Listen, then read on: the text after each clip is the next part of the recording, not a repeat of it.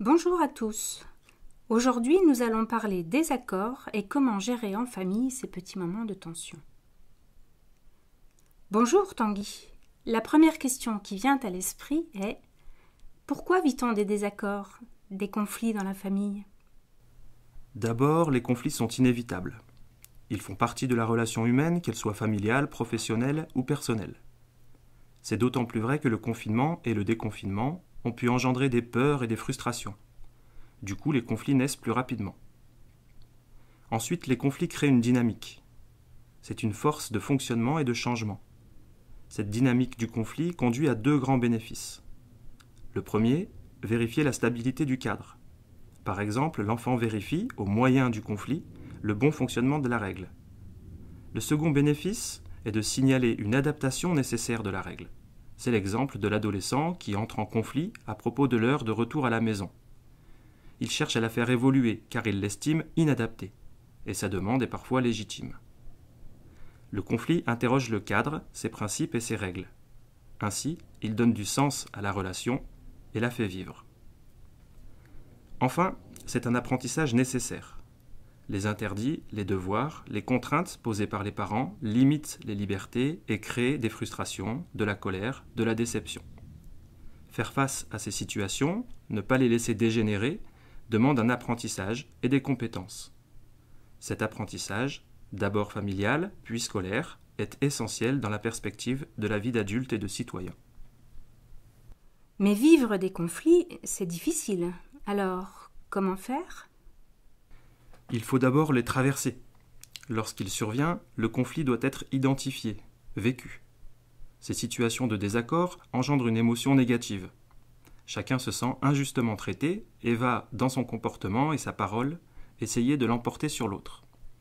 Sans amplifier le conflit, ni l'éviter, il faut essayer de le vivre à sa mesure et d'y répondre de façon adaptée. L'équilibre est parfois difficile à trouver. À la fois réagir et aussi se contenir. Couper court au conflit permet d'éviter qu'il ne dégénère. On peut y revenir plus tard, plus calmement. Une fois les émotions du moment conflictuel passées, la question de son sens se pose. Que s'est-il passé? Pourquoi? Par exemple, un enfant qui refuse d'éteindre la télé à l'heure convenue. Ce conflit prend une forme, qui peut être les cris, la bouderie, les pleurs. Mais quel en est l'enjeu? Est-ce que c'est l'épisode qui est vraiment génial? Ou bien est-ce le respect de la règle elle-même qui pose problème, peut-être régulièrement? Ce qui pose alors la question du pourquoi, et engage des réponses différentes. On peut percevoir ainsi, de façon différente, les conflits, notamment avec l'adolescent, qui met en cause l'autorité et les règles familiales.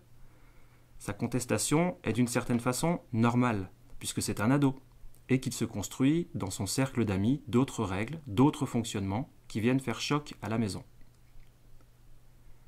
Du coup, pour vivre les conflits, se confier fait du bien. Surtout dans les périodes où ils sont plus fréquents, plus intenses. Vivre avec les conflits est toujours difficile. On s'y perd parfois. S'appuyer sur un tiers, sur quelqu'un d'extérieur, un ami, un confident, est utile pour prendre de la distance et s'y retrouver. Les conflits peuvent être blessants, destructeurs. Sortir du conflit demande alors de l'aide. Et vous avez quelques conseils à nous donner pour gérer en famille les conflits? On peut évoquer 3 pistes. D'abord, en posant un cadre clair et des règles cohérentes. Plus les règles sont connues et comprises, plus l'enfant ou l'adolescent pourra s'y conformer.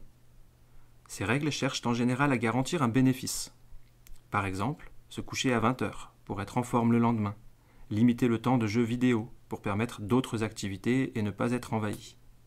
Expliquer les règles est donc pertinent. La seconde piste, c'est en faisant retour sur le conflit passé.